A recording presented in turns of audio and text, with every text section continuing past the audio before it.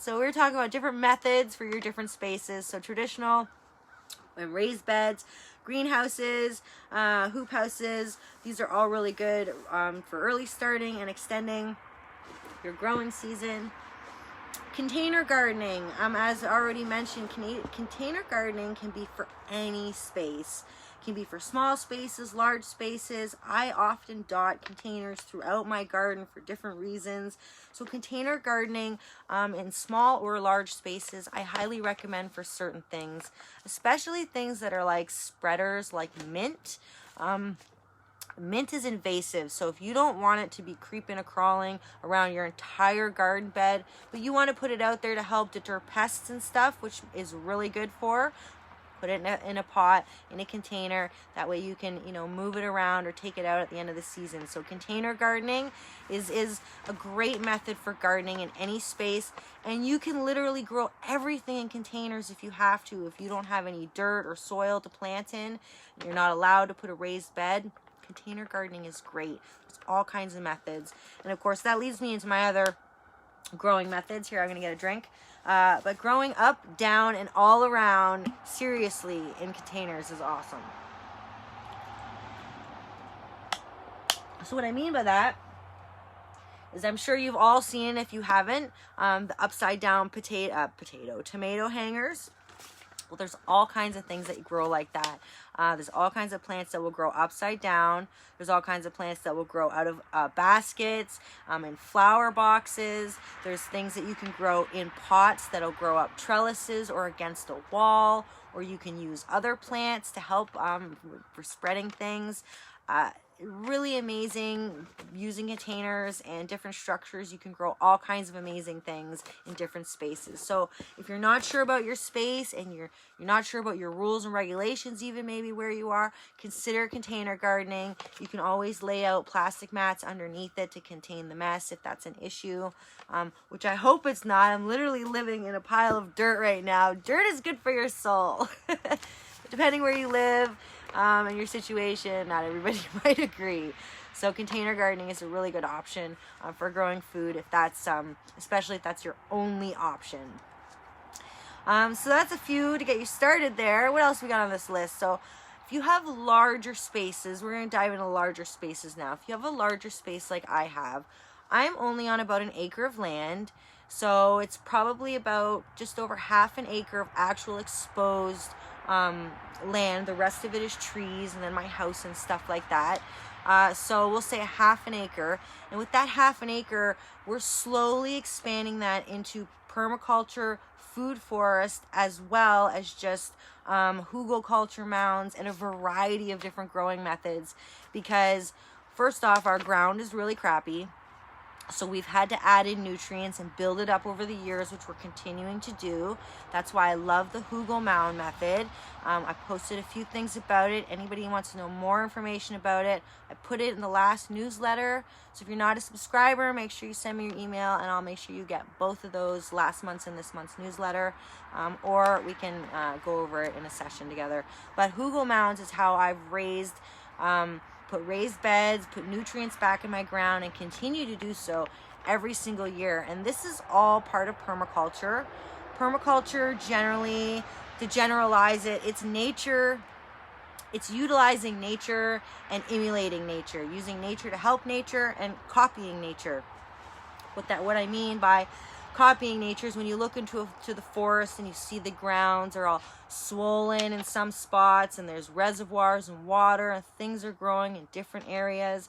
It's because they're symbiotic together. They work together.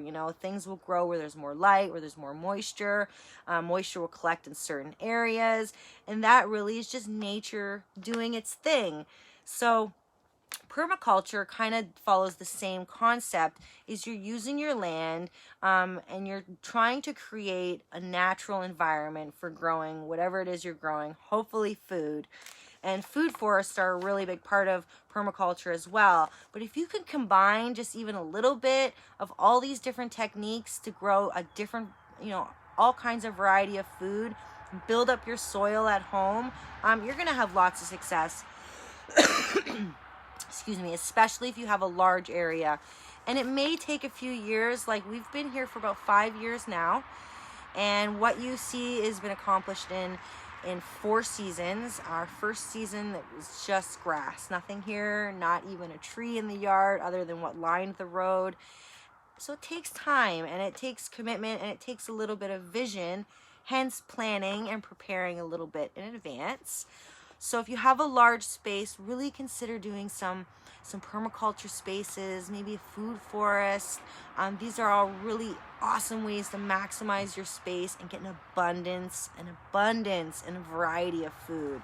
So if you guys have a huge space, think about how you can start, even if it's just with one fruit tree in one little area, and grow from that point. That's what I'm doing. I'm just adding a little bit and growing every season. So hi, I see some of you have just joined us.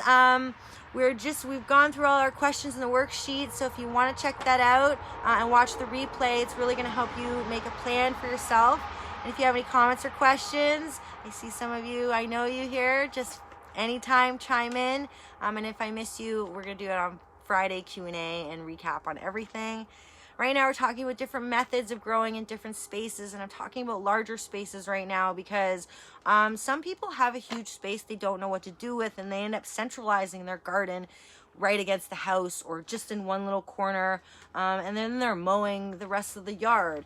So permaculture and food forest, growing food is really awesome, and it takes time, it can take money, but it's worth it, because at the end of it, you're gonna have so much food growing seasonally. It's gonna be amazing. So think about that if you have a large space that you own and that you're allowed to do something with like that. Really plan a long-term garden. I really encourage that for large spaces, and in this way it also helps you build up the soil, because as we know, our ground, especially here in North America, like, we have raped the nutrients out of the ground from industrial farming. So any time that we can just put back, even if in our own properties, is really going to benefit us. It's going to benefit nature around us, and it's something that we should just all be doing in general with composting, which is something we're going to talk about on Wednesday. So think about all the different ways that you can maximize your space, make it sustainable and self-sufficient at the same time. So other methods for gardening that you guys might not know about are things in traditional gardens, and one of them is called a Back to Eden garden. And what this means is generally it's mulching. It's layers and layers of mulch to keep in the moisture, and this works really well if you're in a drier climate. I know some of you there are watching are in Texas. So if you are having a dry spell, putting extra layers of mulch on your garden bed is really going to help you keep in the moisture. It's going to help keep bugs away as well, and it's going to keep your beds nice and warm underneath the soil. Cool and warm, temperate, I should say, not warm, because anyway, so yeah, layers as deep as you can is really good. And if you're in a cold climate, this can also be helpful to keep your beds temperate and warm, especially if you're using like hoop houses and things like that. This just gives you a little extra. So Back to Eden garden, it's just one method using really layers and layers of mulch. And mulch is awesome to put in your garden anyway to help keep in moisture and keep the critters and pests down a bit. So I highly recommend, if you can mulch even just a small layer, no matter where you are, a little mulch goes a long way. But in those really warm and colder climates, a thick layer of mulch is a really good idea. So, and other gardening methods for these climates, for any climate really, it could be straw bale growing. You literally get a bale of straw, and you carve out a little bit, and you put your dirt in there and your plant in there, and that way it's creating its own ecosystem, its own warm, temperate environment. You're not digging up anything. Of course, you need a lot of bales and you need a lot of space for that, but that's just another way if you're unable to dig, or your ground is really clay or full of shale, like mine is full of shale because I'm close to the ocean. So these are all different ways that you can grow food at home in different temperatures, different spaces, and with different resources that you might have available. So some of you might have access to more wood chips, or bales of hay or straw, I should say, than somebody else. So use your resources as well to help you in your space, in your climate, in your area. And like I said, if anybody really needs some more specifics about where you are or your space, make sure you let me know so we can book a session for free, of course, and I'll help you lay out a plan for yourself in your garden space, because I really want you guys to have some food growing in your space this year, because I know the country's opening up a little bit, but we don't know what's going to happen. And let's be healthy at home with all, you know, good and nutritious food, right? So like I said, make sure if you need a hands-on with that, you let me know. Indoor gardening is something that a lot of people don't consider when they're wanting to grow food for their family. But I want you guys to really think about that for a minute, because a lot of us live in houses with spaces that we don't use. And these spaces could be filled up with little, small and large growing.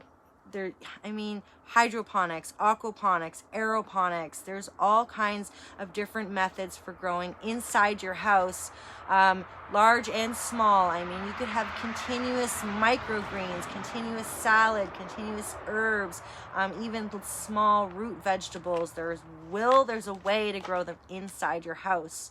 So if you have a space you're not using, consider putting in a little light, you can get those automated aeroponics, and just see what's available for your space. And if you have the money, invest in something. It's worth it for your health. There's been all kinds of studies of some of these indoor aeroponics and aquaponics setups, and the nutrient value in the food is so rich and dense, like nothing we get from the grocery store or the farm market. So think about that if you're in it for health or nutrition. I grow a lot of microgreens at home, because obviously I'm a nutrition coach and I'm plant-based. So that's just one way for me personally to have extra nutrients at home. So look at your spaces, guys, because I bet you there's lots of things that you could do right inside, even if it's as simple as an herb box in a bright window all the time. We can grow food all over the place. It doesn't just have to be in a square plot in our backyard. And the last one I want to touch base on, I think I hit over a 10 already for you guys. I told you to write down a few because I want you guys to think about how you can use your space. The last one is actually vertical gardening. And this one can be, you can do this with all three of the ones I just mentioned: hydroponics, aquaponics, and aeroponics. And vertical gardening it's so cool. If you guys don't know what it is, go to YouTube and check it out. They literally have rooms or greenhouses, depending on what you're looking at, and it's just plants growing up tubes, and it's either being sprayed with water, or they have, the hydroponic system, however they would set up. But it's really cool. Just towers of food, the amount of food they can put in a small space with vertical gardening. And you guys can do vertical gardening at home as well. There's all kinds of small, simple setups that you can make or buy. And of course, you can make trellises, and things will grow up out of containers like I mentioned before. So I just gave you guys over 10, probably more ways, different methods that you can grow right at home. And I hope you will sit down tonight and make a plan of action for your garden and yourself, because tomorrow I'm going to be in the garden a little more, and we're going to get a little more hands-on. In fact,